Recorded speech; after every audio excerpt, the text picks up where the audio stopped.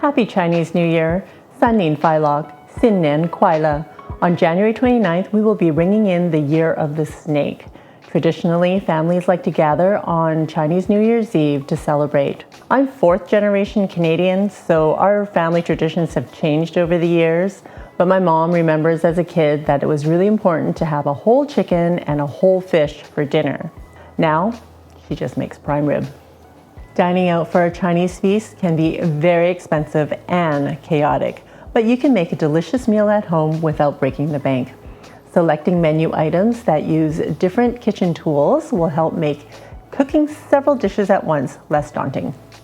Here are 4 delicious recipes that you can easily make for Chinese New Year. Don't forget to serve rice on the side, and all of these recipes can be found in my cookbook, Daily Special. Beef brisket and daikon, grandma's soy sauce chicken and broccolini, salt and pepper riblets, steamed whole fish. Wishing you and your family a healthy and prosperous Chinese New Year. This is a daikon. It's also referred to as a white radish, and it can be bitter. So what I like to do is blanch it a bit in hot water before adding it to my stew. But first I'm going to peel it, and you actually want to peel kind of twice because the outside of it is quite fibrous, but the inside is really tender and can be really sweet if done right. So I didn't know that I needed to blanch it until my mom and my grandma both told me that you need to boil it for a little bit on its own before adding it to your dishes because it'll take away that bitter taste. I'm like, oh, because otherwise, if it's bitter, it's just not good. So I don't know if you can tell, but you can see white and then not so white. So the white part is the fibrous stuff on the outside. So if you can get rid of that, that will just make your daikon more tender. I'm just gonna cut it up into about 1-inch rounds. Maybe 1.5 inch. Yeah, that's like a weird inch measurement. I'm cutting the daikon again in half, just into these larger chunks. And the reason why I'm keeping them in larger chunks is because I find that if I'm putting it all in the Instant Pot along with the beef and stewing it for a longer period of time, that the vegetables get quite mushy. So if I cut them into quarters, they'll get really, really soft, like too soft too soon. So if I keep them in bigger chunks, they will keep its shape and be just the right texture when the beef is done. I have a pot of water boiling on the stove, and I'm just gonna plop these in there for about 5 minutes. While the daikon is parboiling, I am preparing the rest of my ingredients, and I have about 2 ounces of ginger. It is bigger than a bruised thumb. A bruised giant's thumb. All right, so we're gonna just slice it up. And you can peel it if you want, but if you don't peel it, make sure that you wash it really, really well. Okay, and I have, well, I wanna say 4 to 5 large cloves of garlic. And we're going to just push these through the garlic press. See, so much faster than chopping. I have about 2.5 pounds of beef brisket. I'm just gonna cut these into about 1.5 inch pieces.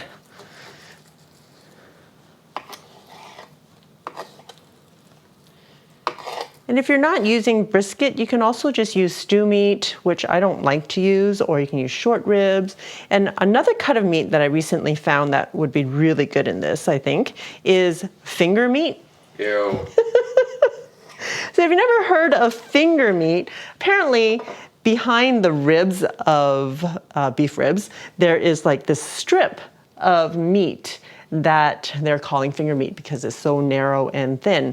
And it's great. It's kind of like short rib. It's one of those cuts that require a long time, like a stewing meat. So Yeah, it's great. I really like using that. And sometimes it's really cheap because people don't know what to do with finger meat. So if you ever see finger meat in the market, give it a try. They should really change the name of that cut. So I'm just cubing them. I'm going to toss them straight into the Instant Pot.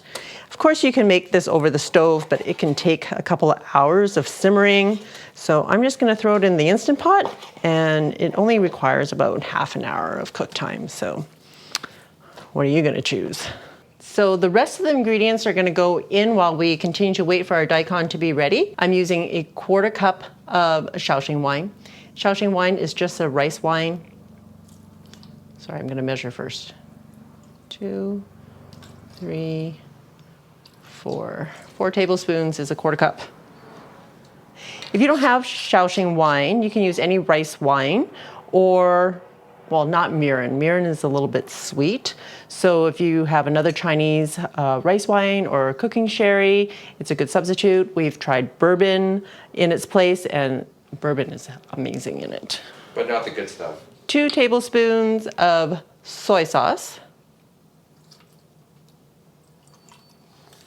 That might be a little bit more than 2 tablespoons. 1 tablespoon of dark soy. And dark soy does taste a little bit different from regular soy. Regular soy is much saltier than dark soy, and dark soy is a little bit more sweet. 1 tablespoon of oyster sauce.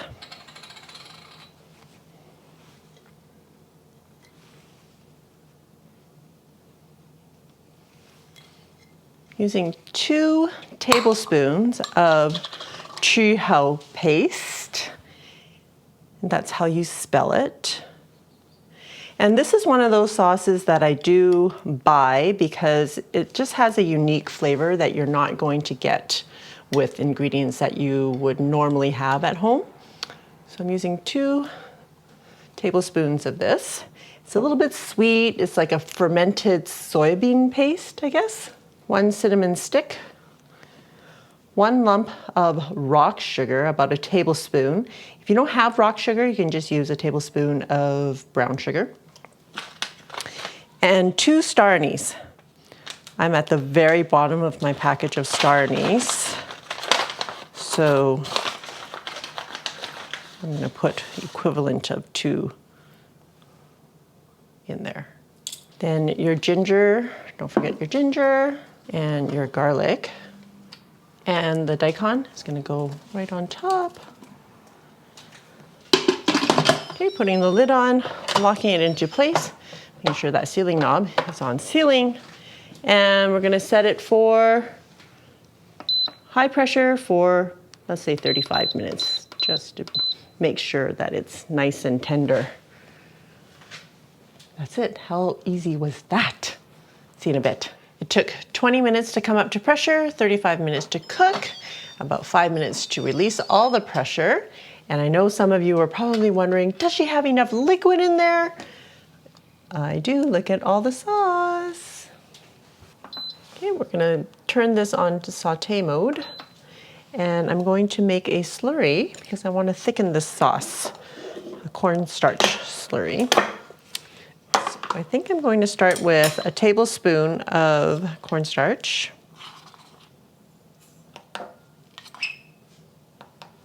Adding room temperature or cold water, about a tablespoon. And dissolve the cornstarch. Remember to use room temperature or cold water because cornstarch will not dissolve otherwise. And as soon as it comes to a simmer, pour the cornstarch slurry in and stir. And if it's not enough, we're going to add another portion of slurry. I want it to be a little bit thicker than that, so I'm going to use another tablespoon.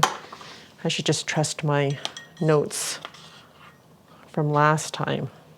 I did write down 2 tablespoons. Are you saying that you don't trust yourself? Maybe. All right. Another tablespoon of cornstarch with another tablespoon of water. It's not lunch, it's not dinner time. Adding the second portion of cornstarch.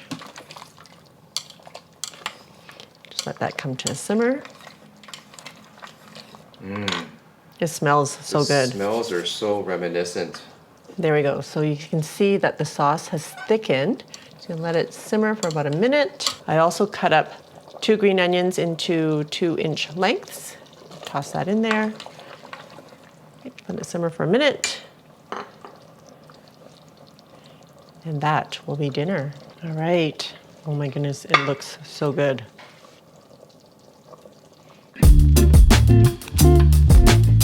I have 6 chicken thighs that I've already cut up, and it has a skin on, but you can use boneless, skinless thighs or even chicken breasts if you like. I chose to use a skin on because I actually bought the ones with the bone in and deboned it myself so I can save the bones for soup and cut up the rest for this stir fry. I find that the bone-in chicken is so much cheaper, especially when it's on sale compared to boneless, skinless. So especially now when price of groceries are so much more than they used to be, I am happy to debone my own chicken. I'm also using a small thumb-sized piece of ginger. Plus the growths on it. And this is the only thing you're cutting up today aside from the chicken. I'm just gonna slice this up and add it to the chicken. So however many slices you can get. And we're just gonna toss that in here. And that just helps to take away the chicken smell, as my mom says. All right, we're gonna marinate the chicken. I'm adding 1 teaspoon of sugar, 1 teaspoon of soy sauce. This is just regular soy or light soy. And 1 teaspoon of oyster sauce.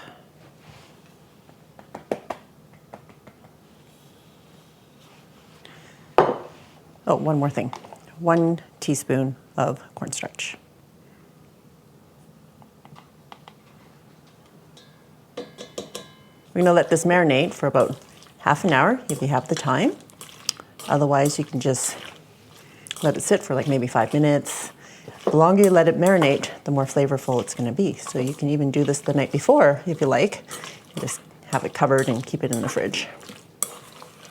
In the meantime, you can also get your broccoli, or we're using broccolini today. You can get that ready, and I'm also preparing the sauce. So I'm starting with a 1/4 cup of chicken stock. If you don't have chicken stock or chicken broth, you can use water. Adding 2 teaspoons of soy sauce,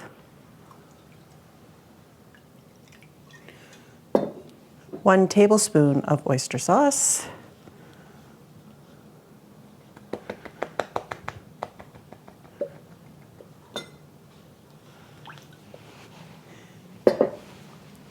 and 1 teaspoon of dark soy. Now, dark soy will just give it extra color, but if you don't have dark, you can just use another teaspoon of regular soy. And that's it, that's your sauce. This is broccolini, and it's more tender than regular broccoli. The kids really like it, Dude really likes it. They are sort of a cross between like a Chinese broccoli and regular broccoli. And I found it at Costco, so I'm assuming that a lot of you who shop at Costco can probably find the same thing. And if you don't have broccolini, you can always use regular broccoli. It will taste just as yummy. I just find that these are more tender and I can leave them like this. I'm not chopping them up any further. We're using about 3/4 pound to about 1 pound of broccolini, and you can use as little or as much as you want. And one last thing before we get started, 2 teaspoons of cornstarch and about 1 tablespoon of water. And we're making this cornstarch slurry for thickening the sauce. And it's just one more thing to get ready because the cooking process is really fast. Right, getting my wok heated up on medium high. If you don't have a wok, you can use a large frying pan. I just find the wok is easier to stir fry all of the ingredients. As soon as you see a wisp of smoke, it's ready to, it's heated up, and you just add your oil. Adding 2 tablespoons of cooking oil. I'm using corn oil. You can use vegetable oil or whatever oil you want. And we're just gonna get our chicken in there along with the ginger.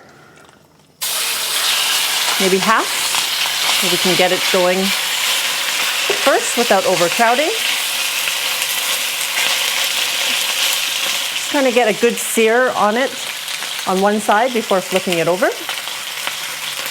Okay, just flip them over.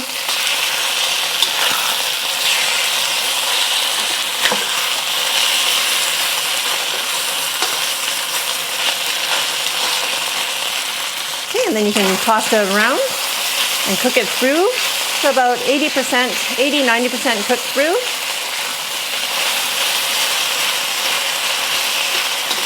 We're just going to remove this. It's been cooking for about 4 minutes or so.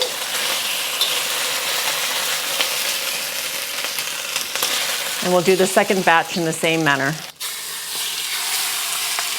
Okay, turning down the wok heat to about medium, adding 1 more tablespoon of cooking oil. And if you have enough cooking oil in there, don't feel the need to add more. And then adding the broccolini. Stir this around a little bit.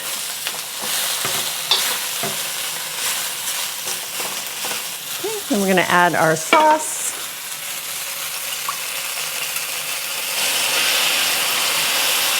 And cover it and let it steam for about 3 to 5 minutes, depending on how tender you want the broccolini. I would check it at 3 minutes with a fork just to see if it's fork tender. And if it needs a few more minutes, then just let it steam for another couple of minutes. Okay, it's been 3 minutes, just checking to see if they're done. Still a little bit hard for us, so I'm gonna leave it in there for another 2 minutes. All right. Oh, that's much better. Okay, I'm gonna push the broccolini to the side and add my slurry. Make sure you give it a stir. Just add it to the middle.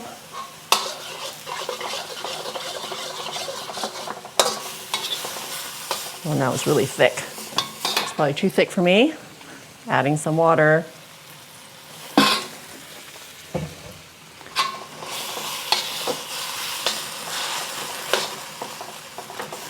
Okay, and adding my chicken back, along with any juices. We're gonna let this cook for another 2 to 3 minutes until the chicken is completely cooked through. Right, so for the gravy, as you can see, I added too much cornstarch slurry, so then it thickened it too much, and you can always fix it by adding some more water. Okay, turning off the heat. And adding about a teaspoon of sesame oil. And that's it. Give it a stir and plate it.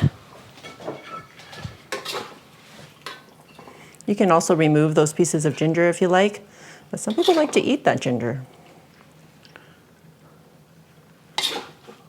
Smells so good. Oh my goodness, it does. Look, it's so saucy. I can smell that sesame oil too. I have 2 pounds of pork riblets. I've already removed the silver skin from the back so that the marinade can more easily be absorbed into the meat. And I'm just gonna cut it up into the little segments. You want them to be, well, bite-sized pieces, which will happen as I cut in between the bones. Just gonna throw them in my bowl. You know, the dim sum size of these riblets are even smaller. Yeah, well, I guess because I buy these at Costco and they come in a much bigger pack. I'm only using 2 of the ribs. I think there are like 5 or 6 of these in a Costco sized bag or package. And if you buy them from an Asian market, you'll probably get them smaller, like maybe about an inch, and not like 1.5 inches to 2 inches. It doesn't matter. It's still yummy. We're gonna add the marinade to the meat. So 1 tablespoon of oil, cooking oil. I'm using corn oil today. That's just what I have. 1 tablespoon of soy sauce. And this is just regular soy sauce. 1 tablespoon of rice wine. And if you don't have rice wine, you can just use a dry sherry or maybe a little bit more. We've used bourbon in the past. If you don't want to use the rice wine at all, just omit it. I've got 2 teaspoons of sugar. That just helps to balance out the flavors. Adding 1/2 teaspoon of ground white pepper. And 1/2 teaspoon of 5-spice powder. Oh, it smells so good. Okay, we're just gonna mix this up, let it marinate for about 1/2 an hour. The longer you let this marinate, the more flavorful it will be. But if you're short for time, 1/2 an hour is gonna do just fine. You can even marinate this overnight. What I'm gonna do is marinate a bunch, because I still have like 3 or 4 racks of this rib left, and just marinate it and toss it in the freezer so that I will have already pre-marinated meat for the next time. Look at all those great colors on the board. I know, it's going to be so yummy. I have 4 cloves of garlic. You can use as little or as much as you like. You can add more. We're going to prepare all the remaining ingredients while we're waiting for the pork to marinate. And if you want to use a garlic press, feel free to do that as well. But I have time, so I'm just going to chop everything up. 2 stalks of a green onion. I'm going to separate the white part and the light green part from the dark green. I'm just going to add that to the garlic. Okay. And we're going to cook all that together. And then the dark green, we're going to save for garnish at the end. I have a small bunch of cilantro here, and for all of you who don't like cilantro, you don't have to use it at all. We're just using it because we actually quite like the flavor of cilantro with this dish. And again, you can use as little or as much as you'd like. And I have 1 Thai chili, and I know this is already going to be too much for us, but it brings a lot of color and a lot of heat into the dish. You can use as many as you'd like.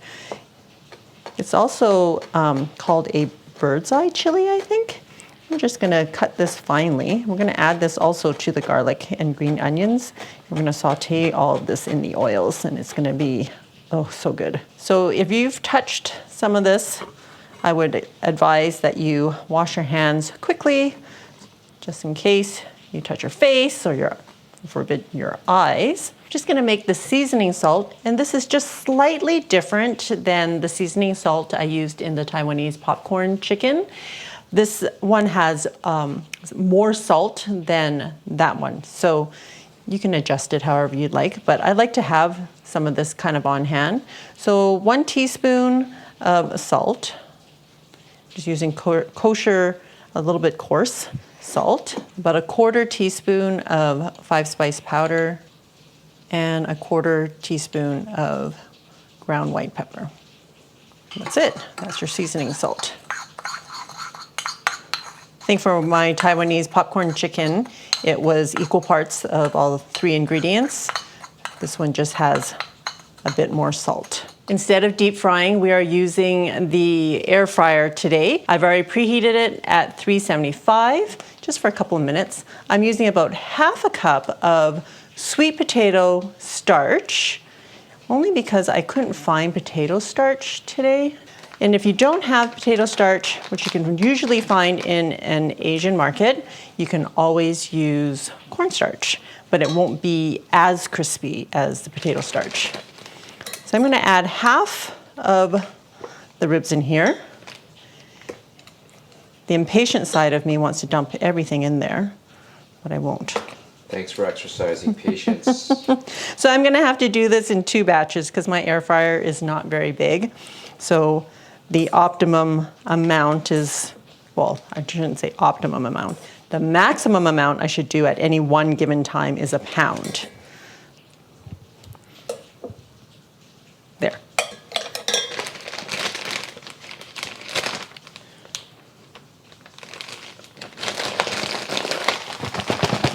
Just get them nicely coated. I'm going to put them in. Once they're nicely coated, we're going to toss them in here, the air fryer. All right, if I stand them up a little bit, I can actually fit more. So let's do that. Ta-da. All right, I'm going to spray them with some oil. I do find that you should try to coat your pieces with the oil so that you don't get any like uncooked floury bits. I'm just going to turn these around a little bit so that I can make sure that they are all covered in some vegetable oil. Okay. Still way less oil than if you were to deep fry it. Okay. Putting it in the air fryer at 375 for 8 minutes, and then we're going to flip them and cook for another 8 minutes. So 60 minutes total.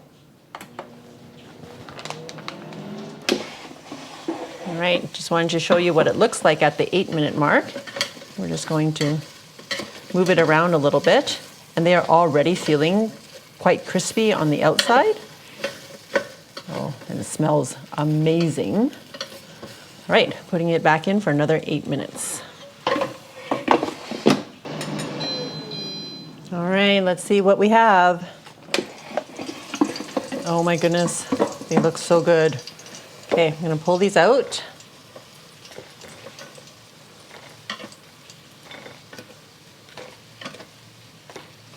All right, I'm adding another ½ cup or so of the potato starch, sweet potato starch, and adding my remaining pieces. Okay, shake them up. The reason why I'm using the freezer bag actually is that it's just easier to get them evenly coated quickly. Otherwise, the can't be bothered side of me wants to just dump the potato starch into the bowl with all the marinade, and then it would just be clumpy and not good. Okay. While the second batch is cooking, we're going to cook up our aromatics. I am using a wok today, so I find that it's easiest to toss all the things in the end. But if you have a large frying pan or even a Dutch oven would do, we want the wok heated up on medium. Once you see a wisp of smoke, you can tell that it's hot enough. So we're going to add 2 tablespoons of oil, cooking oil. I'm using corn oil today. And we're going to add our chilies, garlic, and the white and light green parts of the green onion to the oil and slowly cook that.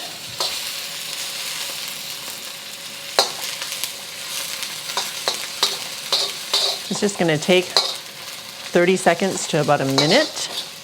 Then we're going to turn it off. That's it. How easy was that? Yeah, you don't want to burn that garlic. Yeah, you don't want to burn the garlic, but you want all the flavors. The second batch is now done, and so I'm going to heat up my aromatics again just to warm them up. And then I'm going to toss my first batch in there first so that we can warm those back up because they've been sitting a little while now.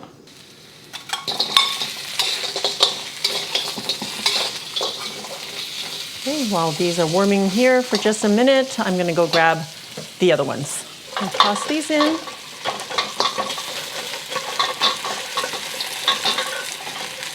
Okay, and I just turned off the heat and keep tossing this just for a second. Okay, and I'm adding all my greens.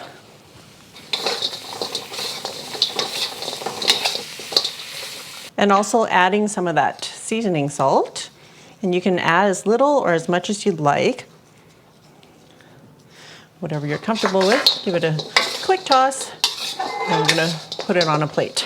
Oh, the aroma flows so good. It smells delicious.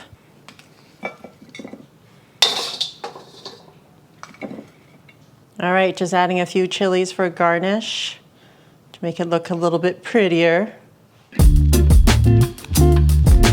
The great thing about buying a fish from Costco is that they've done all the cleaning for you already. So they've removed all the scales, they've opened it up and taken all the insides out, and all you have to do is give it a good rinse and dry it before getting started.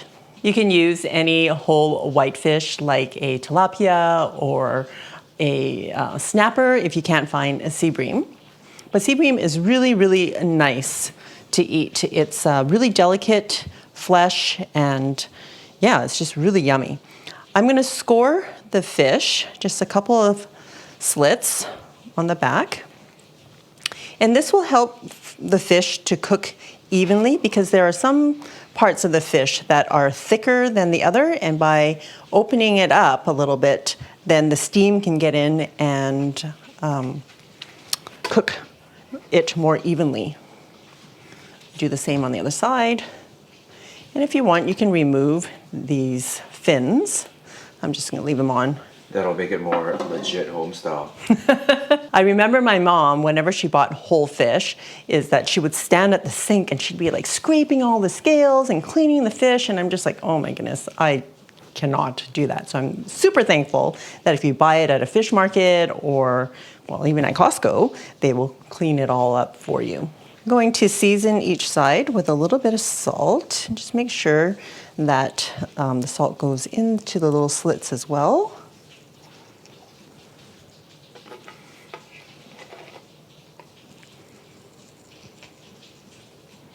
And then also with some ground white pepper, just a pinch on each side.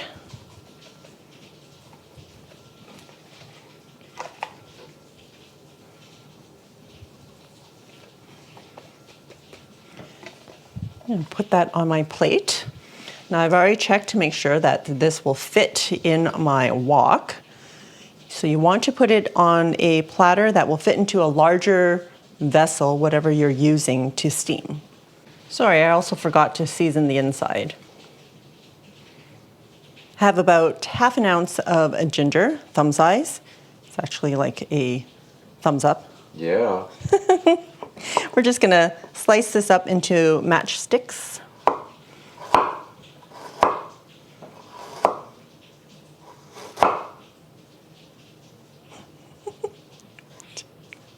Whenever dude is like watching me slice or filming me slice things, I always think of that monkey that's gonna show up.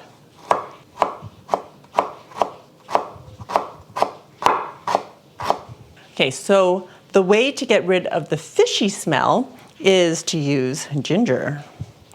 Just like the ginger gets rid of chicken smell, like the raw chicken smell, it helps get rid of the fish smell as well. Actually, the fish doesn't really smell if it's fresh. So we're just using half the ginger here. Like all my steamed Chinese recipes, it always makes a delicious sauce that you can eat with rice. This one is no different. We're starting with 1 teaspoon of sugar. Now the sugar is there to balance out the flavors. We don't want it to be too salty. So that's why I'm adding a teaspoon of sugar. We're adding 1 tablespoon of Shaoxing wine. Shaoxing wine is just a cooking wine. It's a rice wine. If you don't have Shaoxing wine, you can just use regular rice wine or a sherry, or even sake would be really good. But we've been known to use bourbon as well when we ran out of Shaoxing wine one year. 2 tablespoons of soy sauce. This is just regular soy sauce. I use a light soy sauce.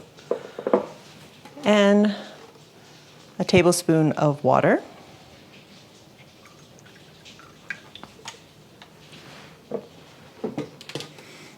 and 1 teaspoon of sesame oil. Just make sure that sugar is dissolved. Oh, it smells really yummy already. So this recipe is slightly different from my esteemed fish fillet recipe, but if you can't be bothered with buying a whole fish, like that recipe is also very good. And we're just going to evenly pour this over the fish.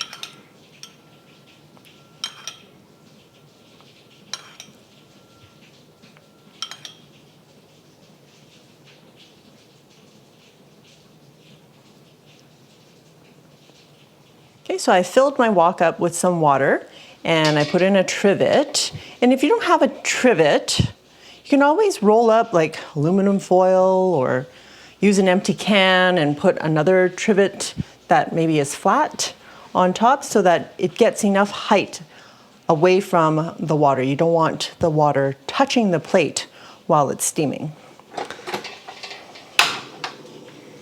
So I'm just going to put the lid on so that it heats up faster. And we're going to bring that to a boil. All right, so the water is boiling. I put the plate right in the middle. And let's see if we can get this tail in. And we're going to let that steam for about 10 to 12 minutes. We'll check at 10. In the meantime, I'm going to slice up the rest of my ingredients. So I have 2 green onions here. I'm just going to julienne them.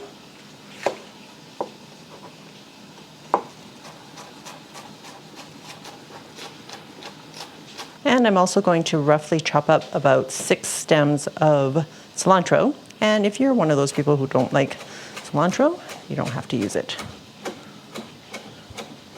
But we like the freshness of the greens. Yes, on the we fish. do. Okay, it's been 10 minutes. We're just going to check to see if the fish is done. Oh my goodness, it looks so good. So one way to check is to see if a chopstick will go all the way through without resistance. So I hit a piece of bone, so let's just poke it elsewhere. And you want to poke the thickest part of the fish. So there's still a little bit of resistance, so I'm going to leave it in here for another 2 minutes. So that's another 2 minutes, 12-minute total. Let's try one more time. Yes, it's all the way through now. Perfect. I'm going to turn it off. And another way to tell that the fish is done is if the eyeball is white, and it is. And you want to hear something really gross, guys? The eyeballs are my kids' favorite part of the fish. Good thing the fish has 2. All right, I'm going to lift this out. Wow. Oh, it just brings back so many nostalgic memories. Moving on to the aromatics. Turn this on to a medium heat. Adding 2 tablespoons of, well, I'm using corn oil today. You can use vegetable oil or canola oil, something with a high burn temperature. And we're just gonna let that heat through until it's hot. Putting the ginger in. And I'm using the white and light parts of the green onion. So I'm gonna throw that in there. I'm gonna let that cook for about 30 seconds. Okay, then I'm going to put the dark green onion over the fish.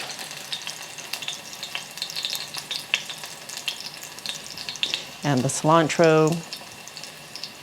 Adding a tablespoon of sesame oil. The sesame oil adds the flavor, but you don't want it to burn away that aroma, so add it at the end. And all this now is going over the fish.